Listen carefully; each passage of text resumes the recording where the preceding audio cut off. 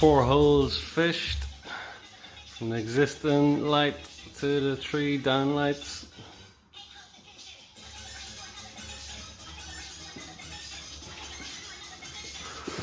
Had to put extra holes to fish across because of the metal lats. Couldn't use the magnet, and the lats go across that way, so just had to fish with the cable across, which was a pain in the butt.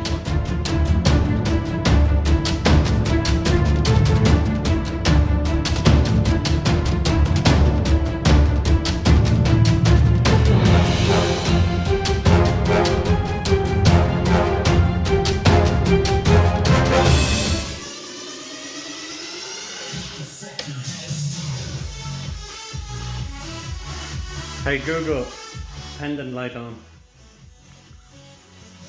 Sure, turning on the pendant.